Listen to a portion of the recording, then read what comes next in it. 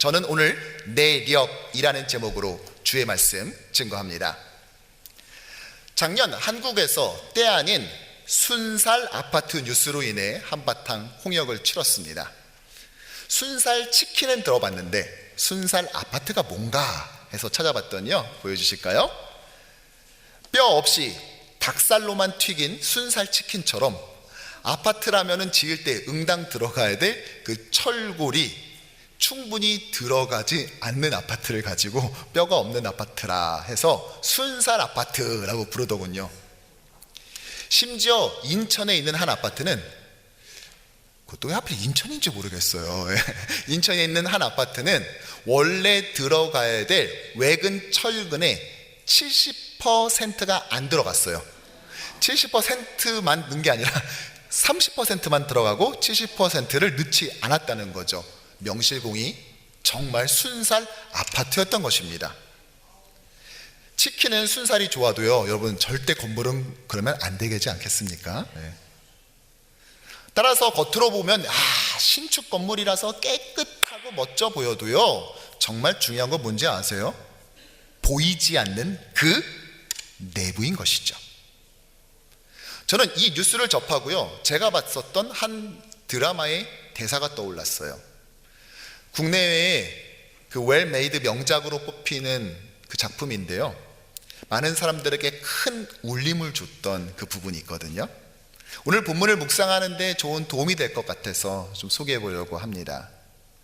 극 중에서 주인공이 구조 설계사로 나오는데요, 그가 인생의 큰 풍파와 위기를 겪고 있는 후배에게 이렇게 조언하는 장면이 나와요.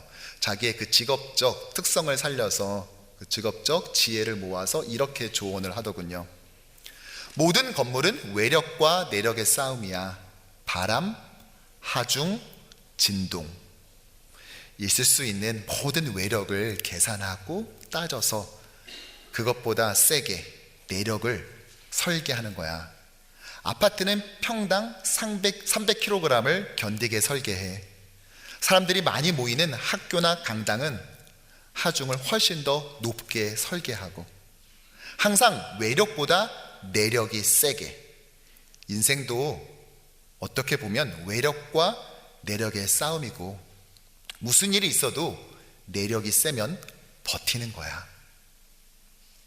저는 이 말이 오늘 이 느헤미야 5장을 묵상하는 데 있어서 자꾸만 떠오르더라고요. 앞선 산발랏을 비롯한 반대의 세력의 위협을 이겨낸 느헤미야는 중단 없이 계속해서 성벽 재건을 수행합니다.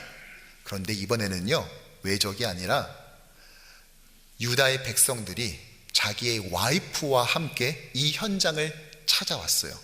그리고 뭐라고 말하냐? 1절 함께 읽어볼까요? 그때의 백성들이 그들의 아내와 함께 크게 부르짖어 그들의 형제인 유다 사람들을 원망하는데, 여러분, 여자가 함께 온 것이 아니라 아내가 함께 왔어요. 보통 이런 경우는 대부분 어떤 문제죠? 그렇죠, 돈 문제죠. 왜냐하면 아내들이 살림살이를 운영하니까요. 그래서 마트에서 어떤 거 할인한다 그러면 빗속을 뚫고서라도 가지 않습니까? 폭설이 뉴욕에 내렸을 때 H마트 납품업체들은 못 오지만 아내는 70% 할인 선착순 몇 개라는 정보를 듣자마자 땅굴을 파서라도 가잖아요. 그렇죠? 그만큼 정해진 월급, 소득 안에서 어떻게든 식구들을 먹여야 하니까요. 오늘도 부부가 같이 앉아서 예배 드리시는 분들이 많이 있네요. 이 시간 우리 남편분들은요, 좀 아내를 좀 바라봐 주시겠어요? 네, 아내를 바라봐 주시고요, 이렇게 말합시다. 우리 감사하는 마음을 담아서 여보 고마워 해볼까요? 시작. 여보 고마워. 아니, 고맙다고 말하라니까 내 맘 알지는 뭡니까? 고맙다고 말씀하시기가 쑥스러운 거죠. 예. 그런데 당시 상황은요, 이렇게 아껴가면서 또는 허리띠 졸라매면서 극복할 수 있는 상황이 아니었습니다. 이들은요, 느헤미야 앞에서요, 막 서로 시합을 벌여요. 마치 요즘 애들 말로 랩 배틀을 하는 거예요. 왜 남자들도 그런 거 하잖아요. 한국에서 남자들 모이면은 누가 더 군생활 힘들게 했는지 막 서로 막 얘기하면서, 너가 뭐 PX병 했던 분조차도 너 PX병의 그 아픔과 고통을 네가 알아 막 이러면서 막 서로 더 힘들게 자기가 복무했다고 말하잖아요. 실제로 힘들긴 해요. 근데 오늘 이들도 느헤미야 앞에서 누가 더 현재 상황이 힘든지를 배틀합니다. 먼저 첫 번째 사람이 나와요. 내 식구들, 생떼 같은 내 새끼들 이제 굶게 생겼어요 라고 하니까 바로 이어서 또 다른 사람이, 나는 흉년까지 겹쳐서 이자를 못 갚아서 밭이고 포도원이고 뭐 집까지 싹 다 넘어갔습니다. 그랬더니 씩 웃으면서 세 번째 사람이 나오는 거죠. 넌 그래도 밥은 먹나 보지? 난 진작에 다 뺏겼어. 내가 그거 뺏기고 밥이라도 한 끼라도 배부르게 먹었으면 억울하진 않지. 그거 전부 다 싹 다 바사 왕에게 바치는 세금으로 갔어. 그때 저 뒤에서 지금까지 숨죽여 이 모습을 지켜봤던 한 분이 나와서 이렇게 말합니다. 그래도 너희들은 팔 게 아직 남아있나 봐요. 우리는 이제 자식까지 노예로 팔려가게 생겼어요. 아니, 우리 옆집은 자기 딸을 이미 노예로 팔았습니다. 내가 애들 밤에 재우고 난 다음에 그 자는 아이들 보면서 무슨 생각하는 줄 알아요? 다음 달 이자 갚을 날에는 이 중에서 누구를 또 팔아야 되나, 이런 부모의 마음을 알기나 해요? 하면서 뭐 배틀을 벌이는 거예요. 이게 오늘 본문의 2절부터 5절까지의 말씀을 제 나름대로 쉽게 재해석해낸 요약인데 어때, 좀 이해가 되셨나요? 네.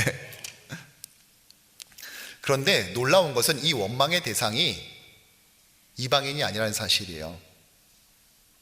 이 유다의 민족, 귀족들, 그리고 관원들이었다는 사실입니다. 오늘 울부짖었다, 부르짖었다 라고 말하는데요, 이 단어는 사실 성경에서요, 과거 이스라엘이 이집트 노예 생활했을 때 그들의 비참한 삶을 묘사하는 과정에서 나왔던 바로 그 단어입니다. 그때는 이집트 사람들이 이스라엘 사람들을 울부짖게 했는데 지금은 동족이 울부짖게 만들어 버렸던 것이죠. 산발랏을 비롯한 이 외부의 세력의 모함과 공격, 이 외부의 어려움을 뚫어내자 이번엔 내부 균열이 발생했습니다. 바로 공동체의 내력을 점검하고 강화시켜야 될 시점이 찾아왔던 것이죠. 단순히 성벽만 높이 올리면 뭐합니까? 외부에서 한번 툭 치는 순간 아무렇지도 않게 무너져 버린다면, 즉 내력이 없다면 다 허무한 것들 아닙니까? 과연 느헤미야는 어떻게 유다 공동체를 강력한 내력을 가진 그러한 공동체로 재건해 나갔을까요?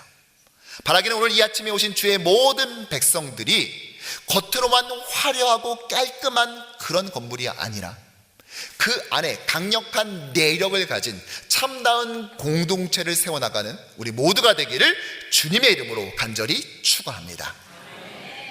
저는 오늘 본문을 보면서요, 그가 이스라엘, 이 유다 공동체의 내력을 강화하는 세 가지 힘이 있다는 것을 발견했습니다. 먼저 첫 번째로는요, 말씀으로 회개하게 하는 거예요. 저는 이것을 활력이라고 이름 붙여봤습니다. 백성의 탄식을 들은 느헤미야의 반응은 바로 6절과 같았는데요, 함께 읽어보죠. 내가 백성의 부르짖음과 이러한 말을 듣고 크게 노하였으나, 어떻게 했다고요? 분노했습니다. 그런데 이 단어가요, 좀 전에, 얼마 전에도 사용됐어요. 바로 산발랏으로 대표되는 반대 세력들도 분노했어요. 다음 슬라이드 보여주실까요? 그런데 분노한 이유가 달라요. 산발랏의 분노와 느헤미야의 분노가 틀리더라고요. 산발랏은 왜 분노했습니까? 자신의 방해 공작에도 불구하고 성벽이 계속 세워지는 것 때문에 분노했어요. 즉 그의 분노는 허무는 분노였다는 거예요. 반면 느헤미야는요, 그렇게 힘들어 쌓아 올려가고 있는 이스라엘 공동체를 허무는 것에 분노했습니다. 즉 그의 분노는 세우는 분노였다고요. 즉 나는 지금 무엇에 분노하는가, 무엇 때문에 분노하는가 라는 질문 앞에 어떻게 답하느냐가 바로 내 자신인 것입니다. 그것이 진짜 내 모습인 거예요. 여기서 세우는 자와 허무는 자가 증명된다고요. 그는 곧바로 귀족과 관리들을 불러들입니다. 그리고 그들이 백성들을 상대로 저지른 이 고율의 이자, 고리대금업에 대해서, 이 행태에 대해서 나무라지요. 그리고 후속 조치를 10절과 11절에서 다음과 같이 세 가지로 요구하고 있는데요. 먼저 첫 번째로는 백성에게 저당 잡은 재산을 반환하도록 했어요. 뭐 밭이며 집이며 뭐 올리브나무, 포도원, 이거 다 돌려주라고 말합니다. 반환하여, 재산 반환을 말한 것이죠. 두 번째로는 이자 반환해줘라.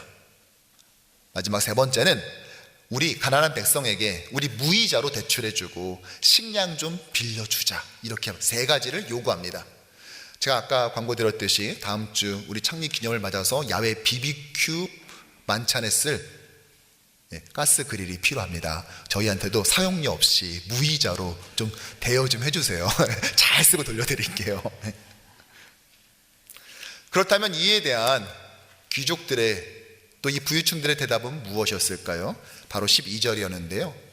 그들이 말하기를 우리가 당신의 말씀대로 행하여 돌려보내고 그들에게서 아무것도 요구하지 아니하리이다. 아멘. 어떻게 했어요? 순순히 동의했어요. 왜요? 사실 율법에서요, 동족에게 이자를 받는 것은 아예 금지되어 있었기 때문입니다.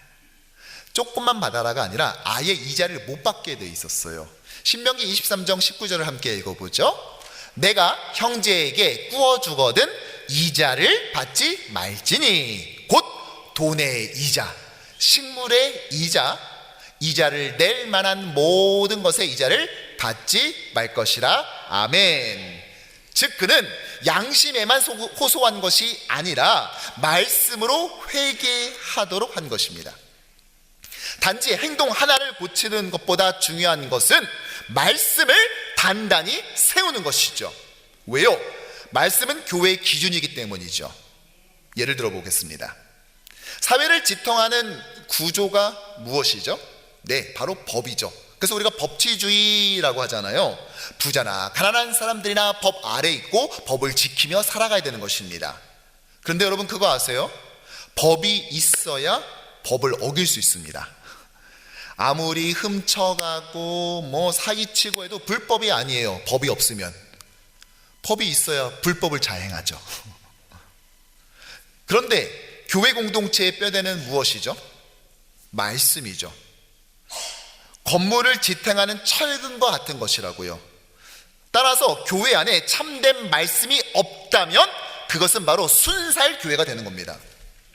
겉으로는 화려한 건물이 있을지 모르고 많은 성도 모여 있을지 모르고 역사가 몇십 년 됐을지 모르겠지만 사실 말씀의 뼈대가 없는 교회는 그냥 순살 교회에 불과할 뿐입니다. 따라서 정말 큰 문제는요, 성도가 말씀을 모르는 거예요.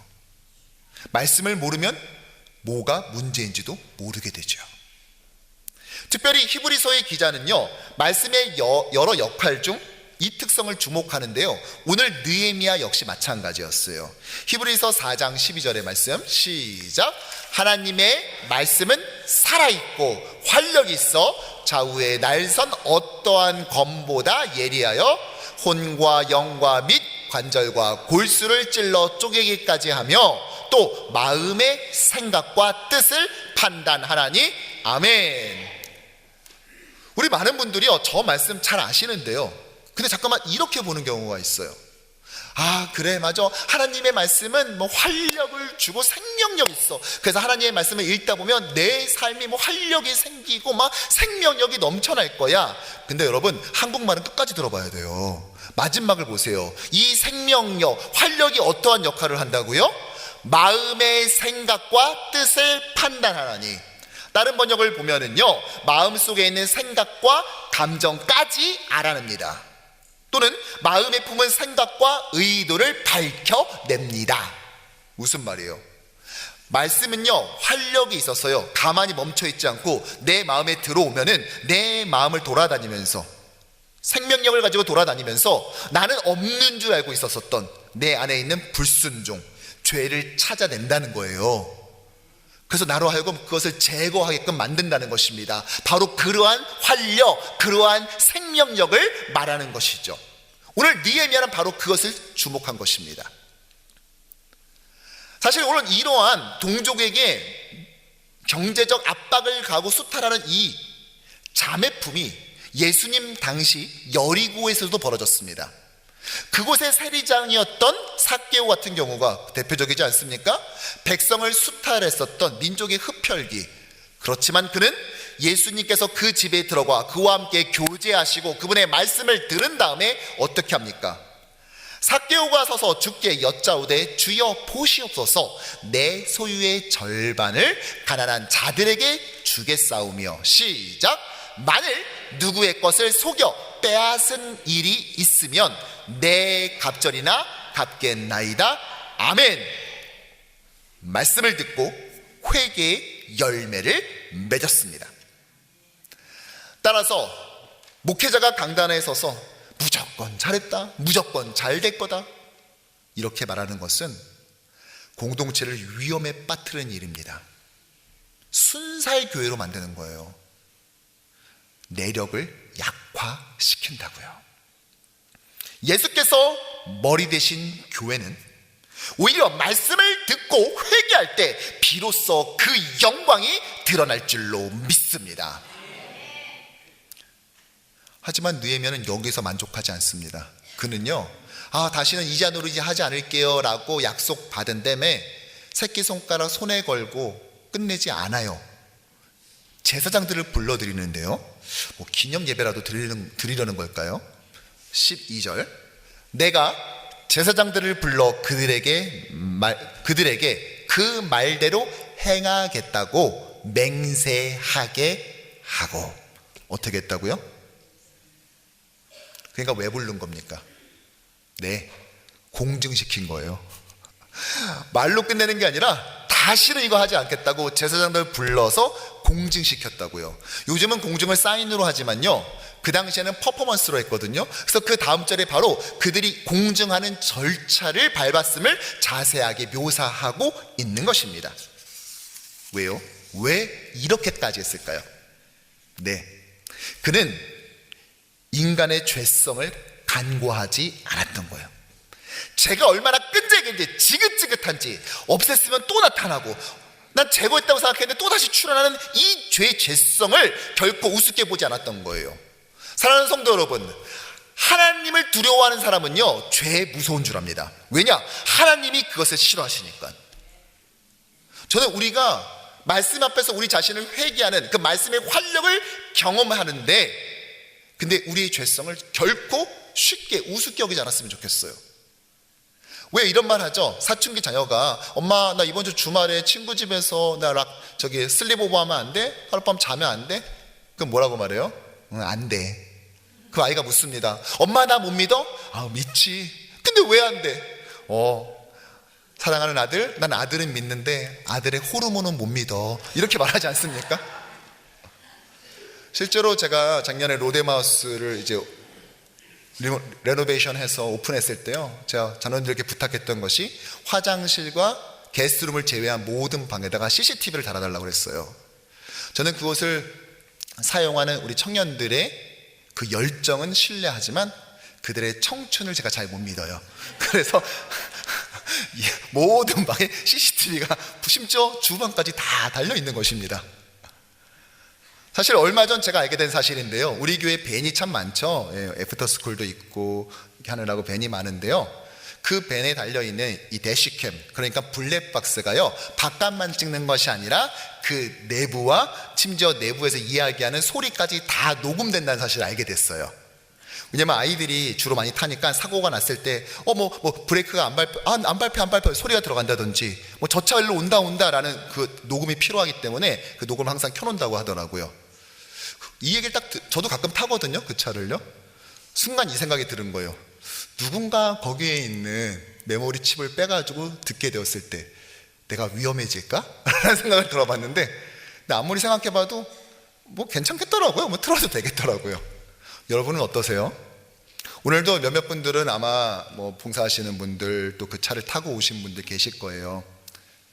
저는요 이런 걸 꿈꿔요. 오늘 밴을 타고 오신 분들 그 칩을 빼서요 여기서 다 같이 틀어놓고 들었을 때 그걸 듣고 있던 여러분들이 목사님 오늘 설교 안 하셔도 될 것 같아요.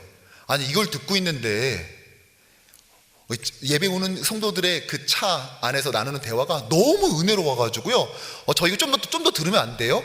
라고 말하는 놀라운 주의 역사가 임하기를 소원합니다. 이것이 바로 우리가 되어야 돼요. 그러려면 어떻게 해야 됩니까? 말씀의 활력, 우리 안에 은닉했던 죄들을 다 찾아내서 제거함으로써 우리가 더 단단한 내력 있는 교회로 만드는 하나님의 그 말씀에 순종해야 할 것입니다.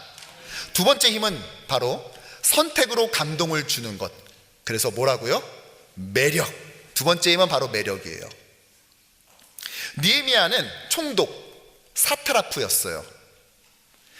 그런데 그는 사트라프로 총독으로 이 페르시아 제국 안에서 일했지만 다른 총독과는 다른 것이 하나 있었는데요 14절의 말씀을 보면은 또한 유다 땅 총독으로 세움을 받은 때 곧 12년 동안은 나와 내 형제들이 총독의 녹을 먹지 아니하였느니라. 아멘. 당시 총독 사트라프들에게는 이 제국 바사 정부에서 주는 급여가 있었습니다. 그런데 그거 말고 그 사프라트들이 다스리는 관할 속주, 그러니까 사트라피에서 세금으로 거두어서 또 급여를 추가로 받는 것이 있었어요. 이전의 총독들은 다 그렇게 했습니다. 그런데 느헤미야는 그것을 포기한 거예요. 왜요? 백성들의 과중한 부담을 덜어주기 위해서이죠. 혹시 오해하실까봐 저거 보면서 그러면은 우리 교육자들도 사례를 받지 말아야 되는 건 아닌가 생각하실까봐 하는데 풀타임으로 하나님을 위해서 일하는 제사장이 아니라 지금 평신도예요. 그 느헤미야는요. 그래서 거기다 적용할 수 없음을 분명히 밝혀드립니다. 네. 오히려 느헤미야와 그 측근들은 어떻게 했는 줄 아세요? 자신들의 사제를 털어가며 외국에 노예로 팔린 자신들의 동포들을 속량해냈습니다. 8절의 말씀 함께 읽어보죠. 우리는 이방인의 손에 팔린 우리 형제 유다 사람들을 우리 힘을 다하여 도로 찾았거늘 너희는 너희 형제들을 팔고자 하느냐? 더구나 우리의 손에 팔리게 하겠느냐 하매. 이렇듯 그는 감동을 주는 선택을 했어요. 그래서 귀족들과 관리들도요 우리 이자 받지 말자라고 말했을 때 순순히 동의가 됐던 것입니다. 사실 이들이 이렇게 했던 이유가 있습니다. 왜냐? 당시에 그들을 둘러싸고 있는 이 페르시아 제국을 비롯해서 그 당시 문화들은요 굉장히 높은 유를 받았습니다. 심지어 곡물에 대해서는요 페르시아의 경우 무려 50% 오브 이자를 매겼어요. 그러니까 이 정도면 싸게 해주는 편이야 이렇게 했던 것이죠. 그런데 이들이 이자를 받지 말자, 이자 수익 포기하자 말했을 때 동의했던 이유가 뭐였겠습니까? 물론 말씀이 그것을 말하고 있기 때문이고, 또 하나는 느헤미야가 지금까지 삶으로 보여준 그 선택이 이들로 하여금 감동을 주었기 때문인 것이죠. 즉 그의 선택은 언제나 매력을 가져다 주었습니다. 예수님 역시 마찬가지이죠. 예수님은 하나님과 동등하신 분이었지만 그러나 그 영광을 포기하고 이 땅에 인간으로 오사 친히 우리의 구원자가 되어주셨죠. 빌립보서 2장 6절 시작. 그는 근본 하나님의 본체시나 하나님과 동등됨을 취할 것으로 여기지 아니하시고. 아멘. 저와 여러분들의 선택은 어떻습니까? 우리의 선택을 지켜본 사람이 감동을 받나요? 우리의 선택을 지켜본 사람들이 너가 믿는 하나님이라면 나 믿고 싶다, 너가 다니는 교회 좀 나도 데려가 주면 안 되냐 라고 하는 그런 매력을 발산하고 계십니까? 바라기는 우리의 모든 삶의 선택이 그것이 믿는 자든 또 아직 믿지 않는 자이든 간에 그들에게 감동을 주는 그런 매력적인 그리스도의 제자 되기를 축복합니다. 마지막으로 세 번째 힘은 무엇이냐? 성품으로 이끄는 거예요. 성품으로 이끄는 것. 저는 그래서 이것을 중력이라고 붙여봤어요. 느헤미야는 분명히 분노했지만 그의 표현은 거룩했습니다. 10절에서 우리가 그 이자 받기를 그치자라고 하죠. 그런데 이 말은요 청유형이에요. 무슨 말이냐? 야 그만해, 이제 그만 받아. 명명한 게 아니에요. 소리친 게 아니라고요. 뭐라고 했냐? 우리 그만 받읍시다 라고 청유했다고요. 나도 누가 돈 빌려달라면 빌려줘요. 근데 나도 안 받을 거예요. 우리 그냥 다 같이, 우리 이렇게 힘들게 동포들이 사는데 우리 받지 맙시다 라고 온유하게 말했습니다. 그리고 한국어 성경에서는요 이 단어가 번역되지 않았지만 히브리어 나라는 단어가 있는데, 사실 그 단어는요 간곡할 때 쓰는 표현이에요. 새 번역은 이것을 잘 살려서 제발 이제부터는 백성에게서 이자 받는 것을 그만둡시다 라고 번역을 했어요. 그렇다고 느헤미야가 귀족들과 이 부유층의 눈치 슬슬 보면서 소극적으로 안일하게 대처했던 것은 결코 아닙니다.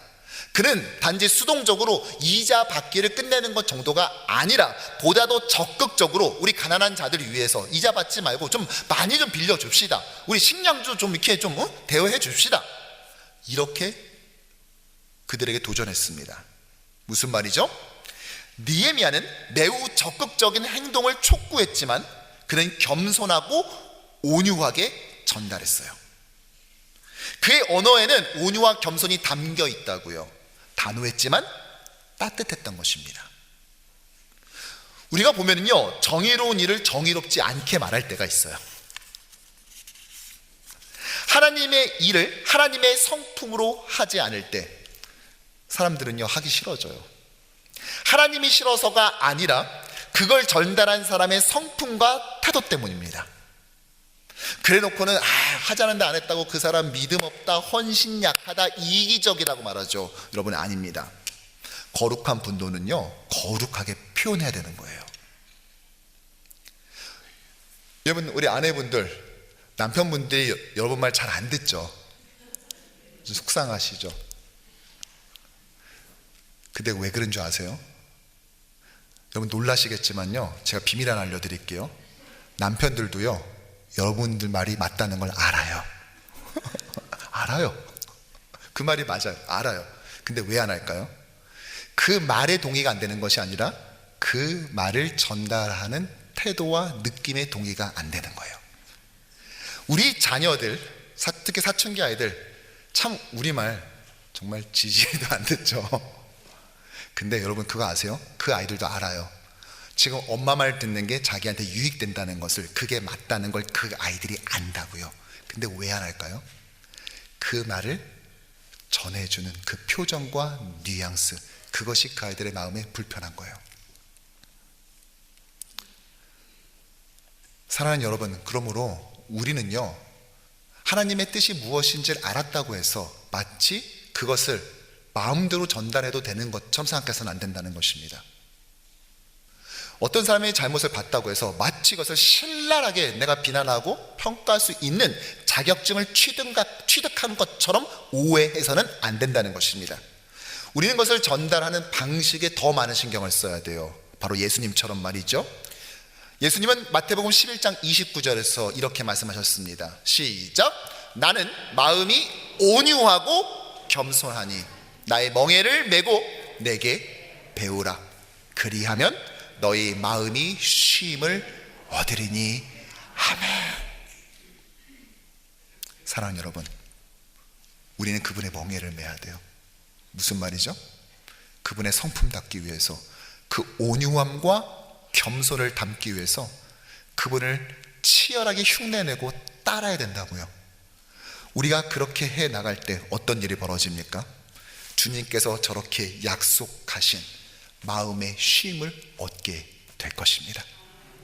세상은 그 쉼을 얻어보려고 요가도 해보고 명상도 해보고 상담도 해보고 어디 여행도 다녀보고 불면증 약도 먹어보고 별일을 다 하지만 쉽게 얻지 못하는 것을요, 우리는 그분의 온유와 겸손을 흉내내고 그분의 성품을 닮아갈 때 위로부터 임하는 참다운 마음의 쉼, 그 샬롬을 얻게 될 줄로 믿습니다. 저는 이것으로 가득 찬 성도들이 우리 교회 안에 정말 모든 성도들이 그렇게 되었으면 좋겠습니다.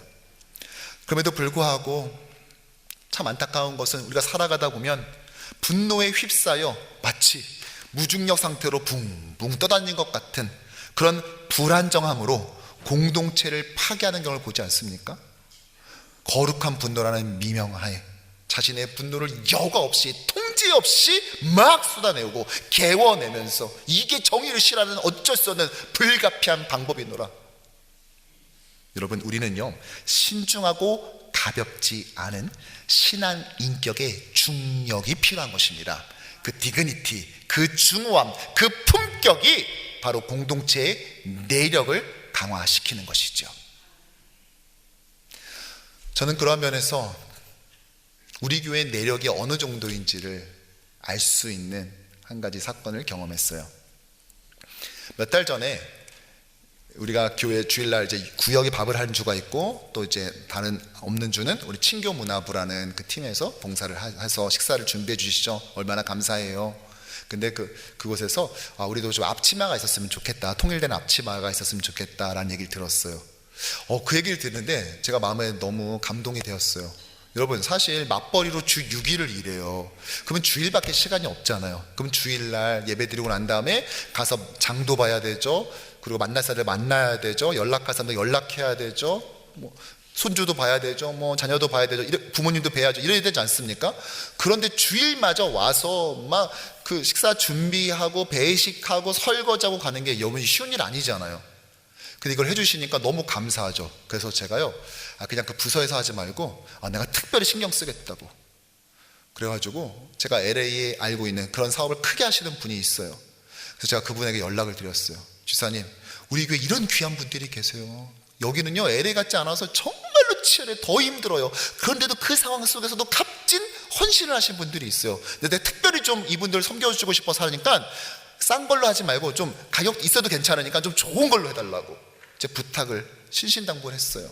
그러고 난 다음에 색깔도 제가 직접 막 고르고요. 그 다음에 거기 그 글씨 넣는 것도 교육자들하고 회의해 가면서 막 폰트, 글씨체 다 결정하고 좀 키워봐라, 줄여봐라. 너무 키니까 야 촌스럽다, 좀 줄여보자, 줄이고 막 이렇게 해서 만들어냈어요. 자, 그래가지고 드디어 그 물건을 탁 하고 받은 거죠. 자, 쓰세요. 그런데요, 몇 주가 지나니까 저희 아내를 통해서 제가 어떤 이야기를 들었어요. 무엇이냐? 아니, 그 앞치마를 입고 일을 했는데 물이 튀기잖아요. 근데 그게 번지는 거예요.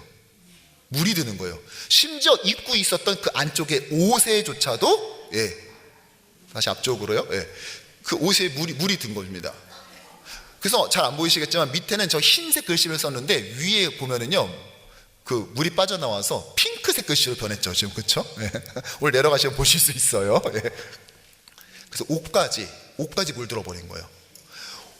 아니, 이분들 섬기고 싶어서 직접 하나하나 다 내가 했는데 아니 이렇게 돼버렸다는 얘기를 들으니 제가 얼마나 놀랐겠어요. 정말 머리카락이 쭉 쓰더라고요. 그래서 제가 담당 팀장 안서주 선생님께 전화드렸어요. 아니, 내가 이런 얘기를 들었다. 어떻게 된 겁니까? 했더니 목사님, 그게 이상하게 물이 잠깐 빠져요. 와, 제가 너무 죄송스럽고 미안해가지고 제가 알아본 거예요. 아니, 그래서 어떻게 하셨어요? 라고 물었더니 그거를 세탁소 하시는 분이 다 가져가가지고 3번을 빨았는데도 물이 계속 나오는 거예요. 3일 동안을 담가 놓고 다시 빨았더니 그제서야 좀 안 나오기 시작하더래요. 근데 지금도 조금씩은 나온대요. 그래서 괜찮다고, 이제 거의 안 나오니까 괜찮다고. 목사님 신경 쓰지 마시고 그냥 설교 준비하시고 신방 하는 데만 집중해 달라고. 자기는 괜찮다고 하시는 거예요. 자기는 괜찮다고. 와, 제가 놀래가지고 이걸 부탁드린 지사님께 제가 전화드려가지고, 지사님, 이런 현상이 벌어지고 있습니다. 우리는 이해하고 넘어가지만 혹시 다른 데 납품하셨다가 저렇게 되면 잘못하면 뭐 소송이 걸릴 수도 있고 막 그러잖아요. 그래서 좀 아셔야 될 것 같아서 제가 말씀드려요 라고 말씀드렸죠. 그랬더니 그 집사님도 너무 미안해가지고 어쩔 줄 몰라는 거예요. 자기가 수십 년 동안 일부러 계획했었던 미국의 큰 회사한테 일부러 오더를 했는데 이런 일이 한 번도 없었는데 벌어진 거죠.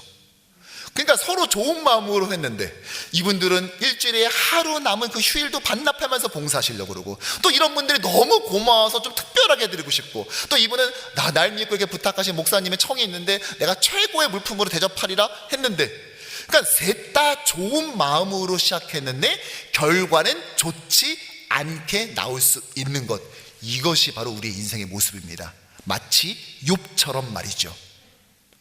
고난에서 욥의 고난에서 그가 어떠한 단서를 제공했나요? 어떠한 원인 제공이 있었죠? 죄로 인한 시스템 붕괴를 경험하고 있는 이 땅에서의 삶은 이러는 끊임없는 미지수와 변수의 연속이라고요. 우리가 좋은 마음을 했어도 결과가 전혀 엉뚱하게 나올 수 있는 것이 우리의 삶이에요.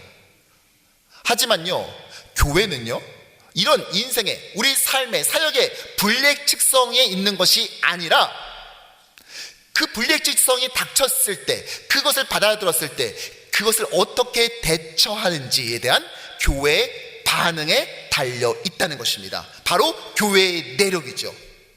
저는 오늘 이것을 보면서요, 너무 감동을 받았어요. 왜냐? 보통 이민교회 이런 말이 있죠. 이민교회에서 강단 카페트 색깔 바꾸다가 교회도 쪼개진다. 이것보다 훨씬 못한 이슈로도 서로 반복하고 갈라지고 갈등할 수 있는 안타까운 것을 우리가 볼 때가 있지 않습니까? 그런데 우리 뉴욕 효신 장로교회는요, 사실 자기가 교회 올 때 그냥 흰색 옷 입고 오지 않았을 거 아니에요. 그래도 좀 신경 써서 좋은 거 예배 드릴 때 입고 오지 않았겠습니까? 근데 그 옷이 교회에서 준 앞치마 때문에 물들었어요. 그러면 마음이 어떻겠습니까? 그런데 그 불편한 마음 내색하지도 않고, 괜찮다고, 이제 하도 빠니까 이제 다 없어졌다고 신경 쓰지 마시고 목회만 집중하라고 저를 떠미는 그 성도를 보는 순간, 말씀을 통해 내 삶을 돌이키고 새롭게 하는 그 활력뿐만이 아니라 어쩌면 화를 내서 마땅할 수 있는 그 상황에서조차도 감동을 주는 선택을 하는 그 매력을 가졌고, 뿐만 아니라 그것을 자기들 안에서 쉬쉬하면서 감춰가면서까지 그냥 그 안에서 그것을 잘 은혜롭게 해결해 나가고자 하는 인격으로 이끄는 그 중후한 중력까지, 이런 교회 담임 목사인 것이 얼마나 자랑스러운지요. 우리가요, 서로가 서로에게 이렇게 감동과 감격을 주는 내력 있는 교회 되기를 간절히 축원합니다. 말씀을 정리하죠. 그 뒤에 어떻게 됐는지 궁금해 하실 분이 계실 것 같아서 제가 좀 소개를 해드리려고 해요. 그 집사님이 그 미국의 큰 회사에 전화했어요. 이런 일이 발생했다. 어떻게 하면 좋겠느냐. 그래서 저는 그러면 다른 색깔의 앞치마를 다시 만들어 달라, 똑같이 만들어 달라 부탁을 했더니 자기들도 이런 일이 없었는데 자신이 없대요. 그래서 그 주문과 했었던 그 모든 물품들을 다시, 사진 보여주실까요? 전액 다 환불 조치해 줬어요. 그래서 리펀드해서 체크가 교회에 왔고 이제 그걸 다시 교회에 입금시켰습니다.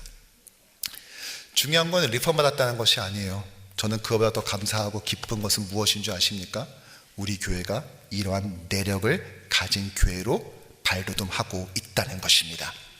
어떤 일이 있었을 때 반목하고 그것이 부정적 이슈를 서로 주고받으며 유통하는 교회가 아니라 서로 그 은혜, 그 감동적인 선택을 함으로써 서로가 서로에게 멋져지는 성도, 서로가 서로에게 매력적인 성도. 근데 그것이 우리 마음속이 아닌 정말 말씀으로부터 나오는 것이고, 또한 그렇게 하는 과정을 통해 매일마다 예수 그리스도의 인격을 닮아가고 서로가 서로에게 영향을 끼치는 그 중후한 중력이 정상 작동하는 교회라는 사실, 이것이 우리에게 너무나 감사하지 않습니까?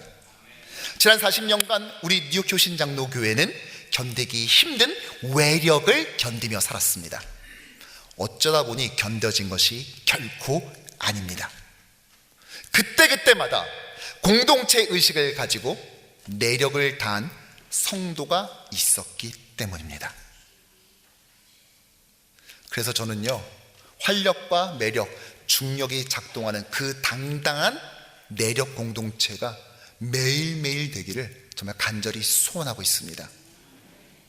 바라기는 창립 40주년 이 감사주의를 이제 한 주 목전에 두고 있는 우리 뉴욕 효신 장로교회가 말씀으로 돌이키고 선택으로 서로를 감동시키며 성품으로 이끄는 공동체 되기를 주님의 이름으로 축원합니다. 그래서 그 어떠한 세상의 파고와 도전, 그 어떠한 외력 속에서도 미동조차 하지 않는 교회로 재건되기를 주님의 이름으로 축원합니다.